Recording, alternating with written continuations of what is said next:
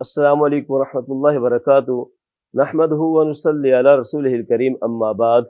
معزز ناظرین کرام، آج کی اس مختصر نشست میں ہم کچھ اہم حقوق کے بارے میں بات کریں گے کہ جن کے متعلق نبی کائنات صلی اللہ علیہ وسلم نے ہماری رہنمائی فرمائی ہے کہ ایک مسلمان کے دوسرے مسلمان پر حقوق کتنے ہیں۔ ویسے تو ایک مسلمان کے دوسرے مسلمان پر بے شمار حقوق ہیں، ان میں سے چند خصلتیں آپ کے سامنے بیان کرنا چاہوں گا، مگر افسوس کی بات یہ ہے کہ آج انسان ہر طرف اپنے حقوق کی بات کر رہا ہے، اپنے حقوق کی جنگ لڑ رہا ہے۔ کہیں حق خود ارادیت کی جنگ ہے، کہیں حقوق نسواں کی جنگ ہے، اور کہیں زمین کے حقوق کی جنگ لڑی جا رہی ہے، اور اس کے علاوہ اور بے شمار ہیں۔ ہر انسان چاہتا ہے کہ اسے اپنا حق مل جائے، مجھے میرا حق مل جائے، مگر وہ دوسروں کے حقوق ادا کرنے کے لیے تیار نہیں ہے۔ جو ان کے اوپر فرائض ہیں ان کی طرف کسی کی توجہ نہیں ہے۔ ان میں سے بالخصوص وہ حقوق جن کے بارے میں نبی کائنات صلی اللہ علیہ وسلم نے فرمایا، جس حدیث کے راوی ہیں سیدنا حضرت ابو ہریرہ رضی اللہ تعالی عنہ۔ وہ بیان کرتے ہیں کہ رسول اللہ صلی اللہ علیہ وسلم نے فرمایا کہ ایک مسلمان کے دوسرے مسلمان پر 6 حقوق ہیں۔ حق المسلم علی المسلم ست، اذا لقیتہ فسلم علیہ، واذا دعاک فاجبہ، وَإِذَا اسْتَنصَحَكَ فَانصَحْهُ، وَإِذَا عَطَسَ فَحَمِدَ اللَّهَ فَشَمِّتْهُ، وَإِذَا مَرِضَ فَعُدْهُ، وَإِذَا مَاتَ فَاتَّبِعْهُ۔ اس حدیث مبارکہ میں نبی کائنات صلی اللہ علیہ وسلم نے ایک مسلمان کے اوپر دوسرے مسلمان کے جو حقوق ہیں وہ شمار کیے ہیں کہ جب کسی مسلمان کی کسی سے ملاقات ہوتی ہے تو اسے چاہیے کہ السلام علیکم کہے۔ السلام علیکم کہنا یہ سنت نبوی ہے، اور جس کو آپ جانتے ہیں جس کو نہیں جانتے ہر ایک کو سلام کرنا چاہیے۔ مگر ستم ظریفی یہ ہے کہ آج ہر بندہ اپنی انا پرستی میں ڈوبا ہوا ہے۔ وہ دوسروں کو کیا، جن کو جانتا نہیں ہے ان کو کیا، ان لوگوں کو بھی سلام کرنے کے لیے اپنے آپ کو نہیں راضی کر پا رہا جن کے ساتھ ان کے قریبی تعلقات ہوتے ہیں، رشتہ داریاں ہوتی ہیں، ان سے بھی منہ بسورتا ہوا نکل جاتا ہے۔ جبکہ نبی کائنات صلی اللہ علیہ وسلم نے اس کو مسلمانوں کے حقوق میں شامل کیا ہے، اذا لقیتہ فسلم علیہ۔ اور دوسرا حق یہ ہے کہ جب کسی کو دعوت پر بلوایا جائے تو اسے اس کی دعوت قبول کرنی چاہیے۔ پھر دعوت کی بات کریں، دعوت میں بھی امیر غریب کا لحاظ رکھا جاتا ہے، اس میں بھی ذات پات کا لحاظ رکھا جاتا ہے۔ یہ ساری باتیں ان کا اسلام سے کوئی تعلق نہیں ہے۔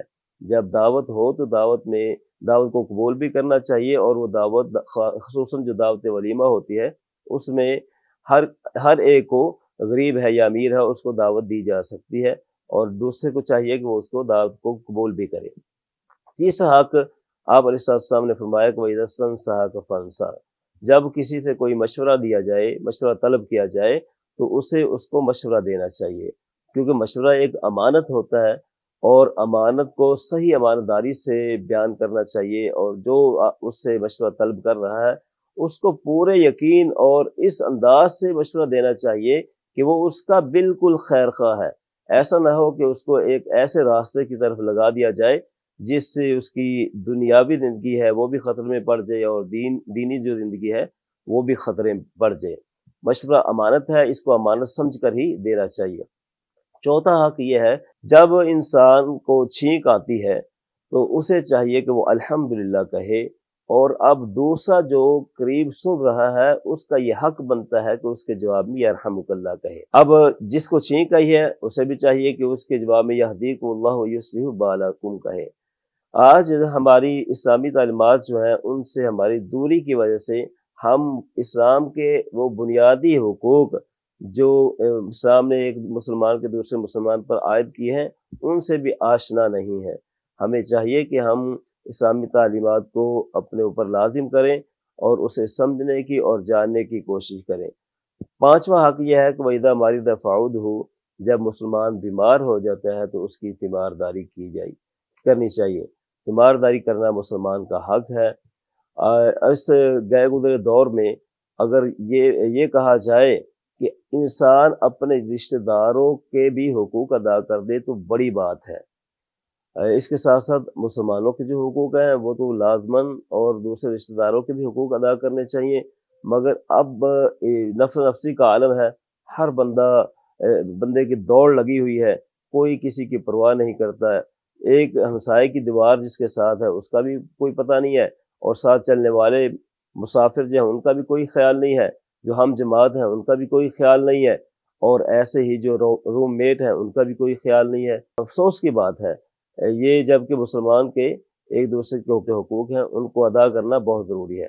چھٹا حق یہ ہے کہ وَإِذَا مَاتَ فَاتَّبِي، جب کوئی انسان اس دنیا سے رخصت ہو جاتا ہے، چلا جاتا ہے، فوت ہو جاتا ہے، تو اس کی نماز جنازہ ادا کرنی چاہیے۔ یہ بھی مسلمان کا مسلمان کا دوسرے مسلمان پر حق ہے۔ آپ علیہ الصلوۃ والسلام نے فرمایا کہ جب کوئی مسلمان کسی دوسرے مسلمان کی نماز جنازہ ادا کرتا ہے تو اسے ایک قرات کے برابر ثواب ملتا ہے۔ صحابہ نے عرض کیا اللہ کے رسول یہ قرات کیا ہے؟ تو آپ نے فرمایا کہ ایک قرات احد پہاڑ کے برابر ہے۔ یہ کتنا بڑا اجر ہے کہ جس کو مسلمان آج ضائع کر رہے ہیں۔ چاہیے کہ مسلمانوں کی نماز جنازہ بلا تخصیص، یہ نہیں ہے کہ وہ ہمارے جنازے پر آئے تھے تو ہم بھی ان کے جنازے پر جائیں گے، ہمارا ان سے تعلق داری ہے اس لیے ہم جائیں گے۔ جہاں موقع ملتا ہے اس ثواب کو ضائع مت کریں۔ اللہ رب العزت سے دعا ہے کہ اللہ رب العزت ہمیں ان حقوق کو ادا کرنے کی توفیق عطا فرمائے، اور ایک مسلمان کو چاہیے کہ وہ اپنے دوسرے مسلمان بھائی کی ہر طرح سے خبر گیری رکھے۔ آخر دعوانا ان الحمد للہ رب العالمین۔